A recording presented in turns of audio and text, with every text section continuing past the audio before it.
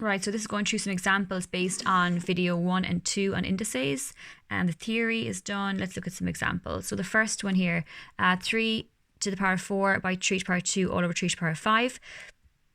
Bases are the same, so we can work away with our normal rules of indices. We're multiplying, so add your indices. 4 and 2 will give me 6, and this will stay the same. And now we're in division mode, so we'll have 6 minus 5, which will give me 1. 3 to the power 1 really should be written as 3.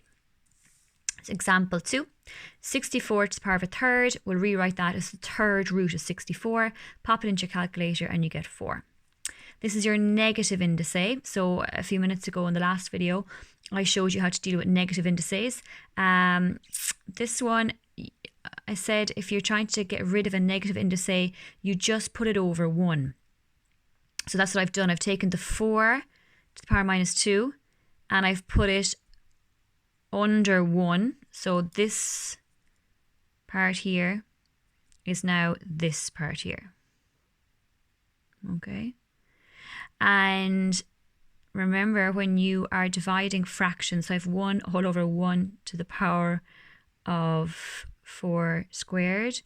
It's really this guy, 1, multiplied by that flipped upside down, which will be 4 squared all over 1.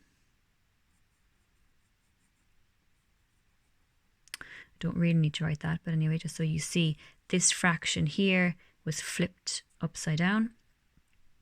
And now we have 4 squared by 1, which is 4 squared, and 4 squared is 16. So I wouldn't worry too much about this, but just to explain it again, it's 1 all over 4 to the power minus 2. And we want to get rid of a negative indice. It's really 4 to the power of minus 2 is really 1 all over 4 to the power 2. So that's where that came from. Okay. And then when you have fractions, really, well, I suppose 1 is really 1 all over 1. Okay, so that's one fraction. And that's another fraction. So I took that fraction, this fella here, put him here. And when you are dividing two fractions, you learned this in primary school, when you're dividing two fractions, you leave the top one alone and you take this and you flip it upside down and you multiply it. So this guy was flipped upside down and multiplied, and top by top give me that, bottom by bottom will give me 1. Don't need to write that down. And that's that. Don't get too bogged down in it, but I just want to show you just in case you met it in the exam. This guy, 8 to the power of 2 over 3 is equal to, split this up, it's a third. Okay, it's 2/3, so split it up into 1/3 and then put your 2 outside the bracket.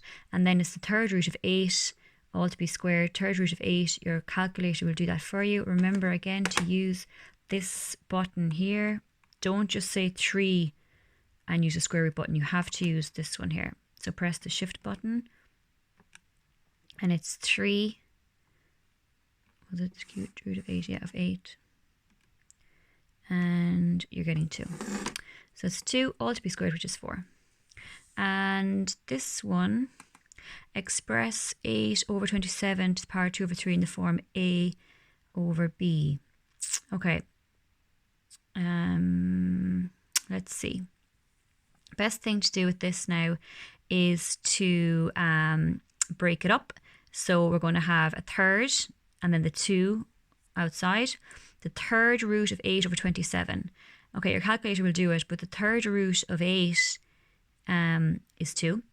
And the third root of 27 is 3, because 3 by 3 by 3 is 27 and 2 by 2 by 2 is 8. Okay, but your calculator will do that for you. And then square them. So square the top and don't forget to square the bottom. 2 2s is 4. And 3 3s is 9. Okay. And the last one I'm going to do in another video.